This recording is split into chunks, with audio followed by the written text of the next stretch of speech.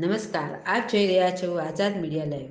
જિલ્લો દાહોદના ધુમણી ગામના ગ્રામજનો ગ્રામ પંચાયતમાં થયેલ ભ્રષ્ટાચાર કરેલ વિરુદ્ધ કાયદાકીય રીતે કાર્યવાહી કરવા માટે અને સરપંચને પદ પરથી દૂર કરવા માટે તારીખ 20/2/2023થી અચોક્કસ મુદત માટે ગાંધી ચિંધ્યા માર્ગે ધરણા પર કલેક્ટર કચેરીની આગળ બેઠા છે।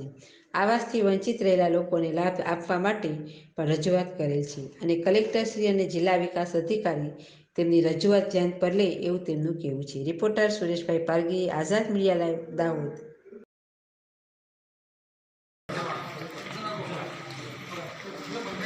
फोन को साइलेंट कर देते हो।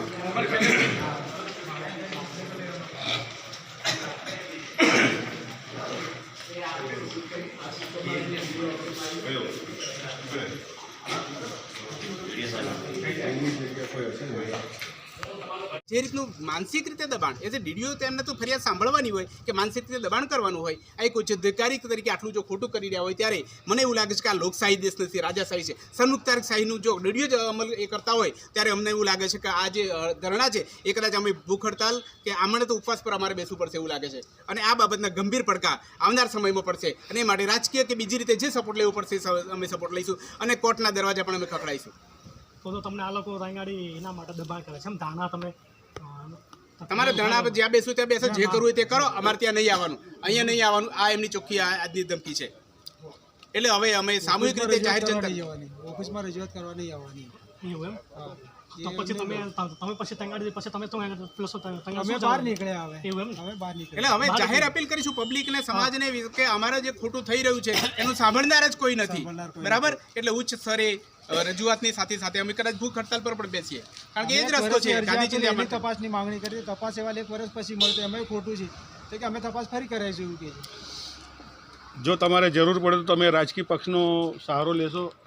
હા, ચોક્કસ અમને જે કઈ સપોર્ટ આપે જરૂર પડે તો અમે કોઈનો બી સપોર્ટ સહારો લઈશું। સહકાર તો જોઈશે ને, અમે એકલા ક્યાં સુધી પહોંચી વળશું? અમે આટલા સુધી અમે લાયા, હવે તમારે કોઈનો ટેકો લેવો પડશે ને।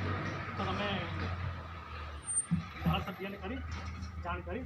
અમે રૂબરૂ ઘણી વાર મળ્યા હતા, આ ફરિયાદ બાબતે ઘણી વાર મળ્યા છે અમે રૂબરૂ કે અમારું કામ નહીં કરતું, સરકાર રસ્તો બનાવી નહીં આપતો, અમારી જે રજૂઆત અમે બધી કરેલી છે, તેમ છતાં અમને ત્યાંથી પણ સહકાર મળ્યો નથી। તાર તો પછી એવું લાગી રહ્યું છે કે આના પર લગભગ આ લોકો હે ને બધા લગભગ તંગાડી એમની સાથે લગભગ હે સંકળાયેલા છે એવું માનવું છે। હવે એ તો જે હશે તે અમને ખબર નહીં, પણ અમારું કામ આજ દિન સુધી થયું નથી અને કોઈએ એટલો સહકાર આજની વાત ઉપર એવું કરેલા કે ડીડીઓ પણ સાંભળવા તૈયાર નથી, ડીડીઓ જો ધમકાવતો હોય, સામાન્ય વ્યક્તિને બોલવા નથી દેતા। આ લોકશાહી છે કે શું છે જ ખબર નથી પડતી। એટલે ચોક્કસ ગંભીર અમે અપીલ કરીએ છીએ સમાજને અને આજુબાજુના બધા જ સામાજિક રીતે જાગૃત વ્યક્તિઓ કોઈ પણ પક્ષના હોય અને કોઈ પણ રાજકીય માણસ બીજો આવીને સપોર્ટ કરે અને જે કંઈ અમે આગળ મદદ કરવા માટે રાજ્ય સરકારમાં અને કોર્ટમાં અમે જવા તૈયાર છીએ। અમારા ધરણા ચાલુ રહેશે અને ભૂખ હડતાલ પણ અમે બેસીશું। આભાર આપશો। હમણાં તમે તંગાડી અંદર ગયા હતા તો તમને તંગાડી એમાં શું બેને એવું કીધું, મેને શું જવાબ આપ્યો? તમને બોલાયા હતા અને તમને વાત બધી સમજાય, ફરી કેમ નાટક કરો છો તમે? કેમ નવટંકી ચાલુ કરીએ કેમ મીડિયમ રોજ બતાવો છો? તપાસ તમને કરાવીને આપીને કહી દીધી ને અમને તપાસ કરાવીશું અમે, તમે કેમ દોડ કરો છો? તમે પરવાનગી લઈને બેઠા પછી ત્યાં બેસો ને, અહીંયા લોકોને કેમ હેરાન કરો છો? ઓફિસમાં કેમ પરેશાન કરો છો? એટલે તમને તંગાડી એવું કીધું છે? હા, નિયમોનો કેમ ભંગ કરો છો? એટલે તમને તંગાડી તમે હે ને પૂછો નહીં કે અમે ભાઈ કયો એ કે કામ પૂરું થયું છે, તમને કીધું ને અમે તમને અસર તો તપાસ કરાવીશું અમે, તમને કીધું ને કેમ વારે ઘડી આ વસ્તુ લઈને આવો છો?